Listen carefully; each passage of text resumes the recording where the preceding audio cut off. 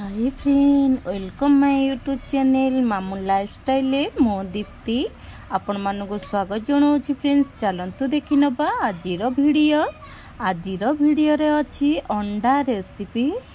अंडा बांफ दिया रेसिपी देखि पारथिबे केते सुंदर हेछि, खाइबा को मध्य सेति पाटी को सुंदर लागिबो। चलतु प्रस्तुति स्टार्ट करिबा। एठी आमे आपण जदि जणे कि दि जण से हिसाब रे अंडा नै परिबे। सिझा अंडा, सिझा आलू, कटा पियाज, कटा टमाटो, कंचा लंका। ये मु गोटे अंडा को काटिकी नहीं, गोटे आलू मध्य नहीं बड़ साइज रो। जदि आपण 2 ରୁ 3 जन खाउथिबे से हिसाब रे क्वांटिटी टिके बढ़ेइबे। जेहेतु मु एका खाइबी, एटा मोर 2 थर मध्य हेजिबो। एटी आमे रुटी, भात, पराठा सबुधरे नान सबुधरे खाई परिबा। एटी आमे अदा, रसुण, कंचा लंका, टमाटो पेस्ट करि नेछे। आपण चाहिले एटी सोरिष देई परिबे।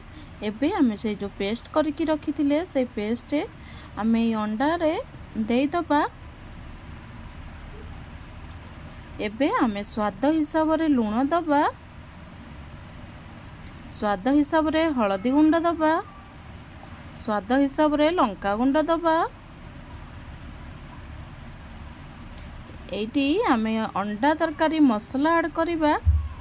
आपण कतरे जदि अंडा तरकारी मसला नाही न देले चलिबो। मोठी धनिया गुंड, जीरा गुंड ऐड करिछि।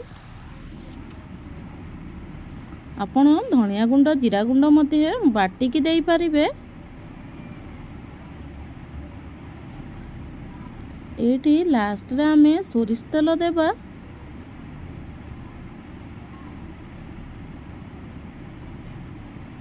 एबे आमे ताकू गोळेई नबा। गोळे कि आमे एबे आकू 2 ରୁ 3 मिनिट एमती रखि दबा। तापरे आमे आकू बांफ दबा।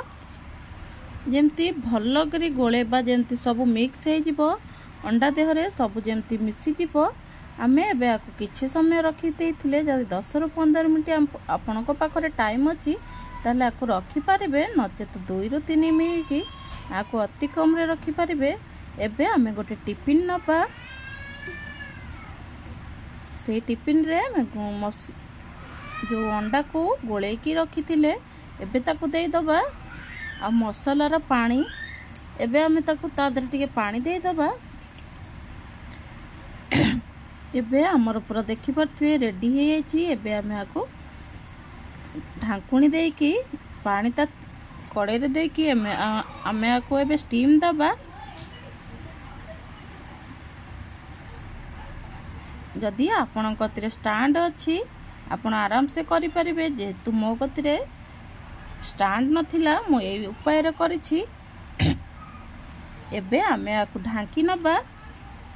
जेमती अंडा आलू तो आमर सिझा जिनस, किंतु मसलाटा जो तादरे दिया है जेमती सेटा भल भाव में सिझी जीव आ कच्चा स्मेल न आसीबो। नले कच्चा स्मेल आसिले खाइबा को कोनोसी धरे भल लागिबनी, ना रुटी ना भात रे कोनोसी धरे स्वाद लागिबनी। एबे आमर बांफ दबा पई छाड़ी दबा। आधा घंटा हबा परे आमे एबे आकू काढ़ी देइछे।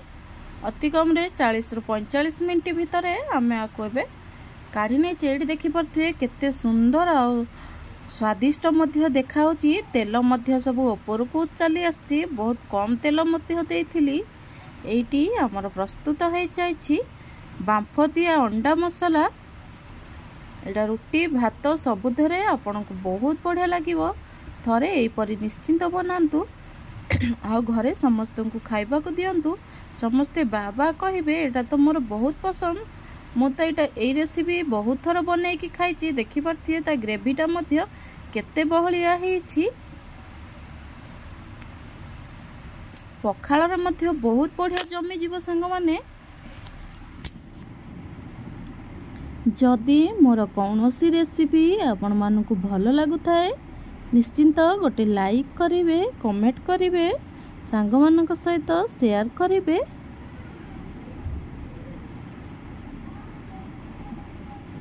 इडी मोर केते स्वादिष्ट बनिछि अंडा बांफ दिया मसला। जदि मोर ये वीडियो आपण मानकु भल लगी थाए निश्चिंत गोटे लाइक करिवे, कमेंट करिवे, सांग मानक सहित शेयर करिवे। रहुछि नमस्कार।